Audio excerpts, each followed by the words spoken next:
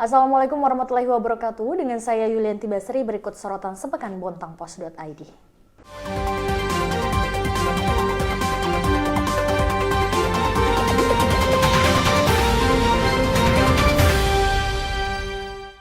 Absen 2 tahun akibat pandemi COVID-19, Bontang City Carnival akhirnya kembali digelar.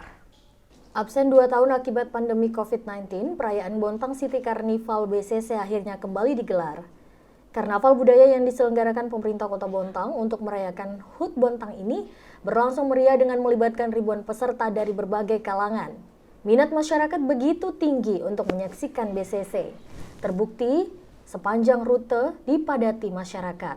Tidak hanya itu, jajaran pejabat turut mengenakan berbagai macam pakaian adat sebagai bentuk antusias dalam memeriahkan pagelaran BCC. Misalnya saja Wali Kota Bontang Basri Rasa mengenakan pakaian adat khas Sumatera Utara, sedangkan Wakil Wali Kota Bontang Najira mengenakan pakaian khas Kalimantan Selatan.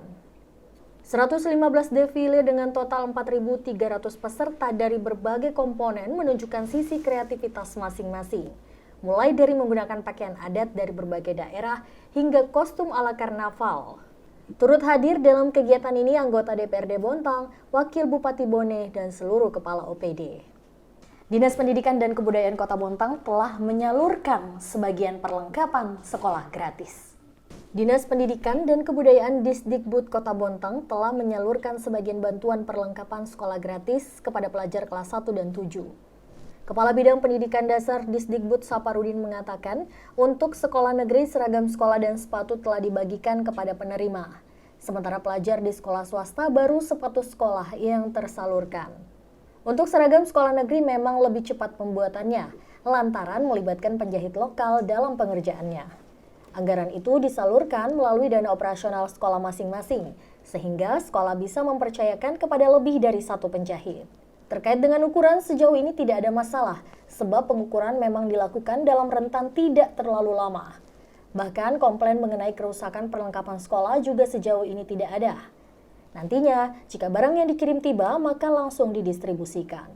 Pencairan BLT UMKM bagi ribuan masyarakat Bontang hingga kini masih menggantung. Masyarakat belum mengetahui jadwal ataupun pencairan pasti. Pencairan BLT UMKM dari Kementerian Koperasi dan UMKM untuk ribuan masyarakat Kota Bontang hingga kini belum ada tanggal dan jadwal pasti. Akibatnya, bantuan untuk 2010 pelaku UMKM yang sudah melakukan validasi data ke Diskop UKMP Bontang menggantung. Warga pun diminta untuk bersabar. Pasalnya, seluruh proses pencairan tersentral di pemerintah pusat, sehingga hanya bisa menunggu arahan untuk informasi lebih lanjut. Progres pengerjaan drainase dan trotoar di Jalan R. Suprapto diperkirakan tidak selesai pada akhir tahun ini. Progres pengerjaan drainase dan trotoar di Jalan R. Suprapto diperkirakan tidak mencapai target pada akhir tahun ini. Progres pengerjaan masih dalam capaian 53%.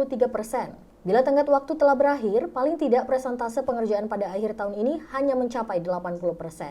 Proyek tersebut tergolong dalam kategori pekerjaan yang tidak terlalu besar dengan waktu penyelesaian yang terbilang cepat. Hanya saja kendala baru yang bakal dihadapi ialah proses pengerjaan tahap finishing yang saat ini belum tersentuh sama sekali.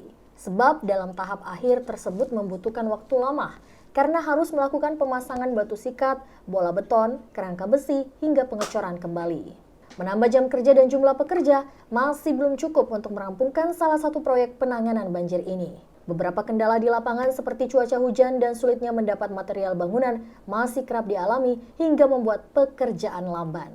Bila pekerjaan tidak rampung, ada 2 konsekuensi yang bakal ditanggung, yakni perpanjangan status denda dan pemutusan kontrak kerja. Informasi tadi sekaligus menutup perjumpaan kita kali ini. Terus ikuti informasi terbaru kami di www.bontangpos.id. Saya Yulianti Basri, terima kasih. Wassalamualaikum warahmatullahi wabarakatuh.